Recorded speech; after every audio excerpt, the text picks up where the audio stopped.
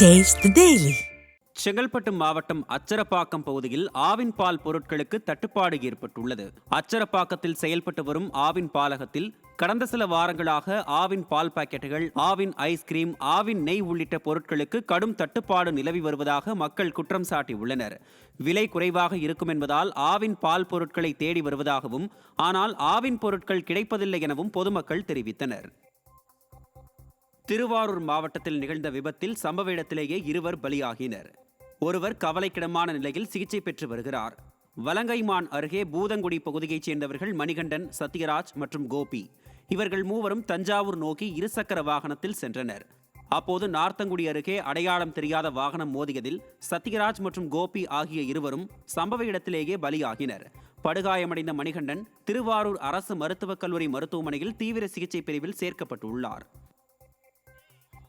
விழுப்புரம் அருகே பொதுப்பணித்துறை அதிகாரிகளை கண்டித்து விவசாயிகள் மற்றும் பொதுமக்கள் சாலை மறியலில் ஈடுபட்டனர். விழுப்புரம் மாவட்டம் மேலஞ்சேரி கிராமத்தில் பூனை கண்மடை கால்வாய் உள்ளது. மழை காலத்தில் மடை உடைப்பால் சுமார் 1000 ஏக்கர் விவசாய நிலங்கள் பாதிக்கப்படுகிறது.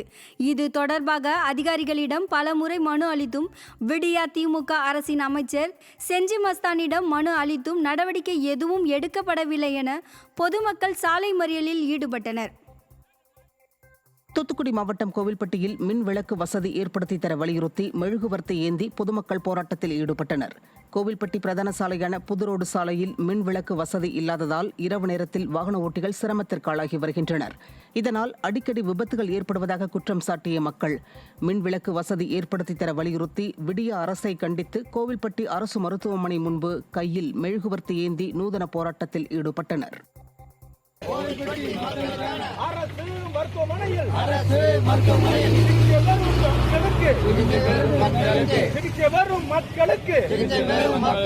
பாதுகாப்பு கோரி நடக்கின்ற போராட்டம்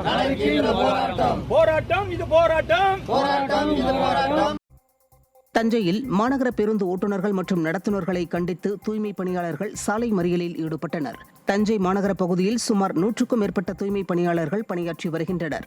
இந்த நிலையில் தஞ்சை பழைய பேருந்து நிலையத்திலிருந்து மருத்துவக் கல்லூரி செல்லும் அரசு பேருந்தில் தினந்தோறும் தங்களை ஏற்ற மறுப்பதாக தூய்மை பணியாளர்கள் குற்றம் சாட்டுகின்றனர். இதனை கண்டித்து பழைய பேருந்து நிலையம் முன்பு தூய்மை பணியாளர்கள் சாலை மறியலில் ஈடுபட்டனர். வேலூர் மாவட்டத்தில் குப்பைகளால் ஏற்படும் சீர்கேட்டால் பாதிக்கப்படும் அபாயம் உள்ளதாக மக்கள் வேதனை தெரிவிக்கின்றனர்.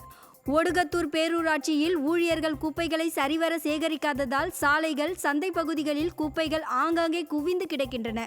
அது மட்டுமின்றி தேங்கும் குப்பைகளில் இருந்து கடும் துர்நாற்றம் வீசுகிறது. இதனால் அங்கு சுகாதார சீர்கேடு நிலவும் அபாயம் ஏற்பட்டுள்ளது.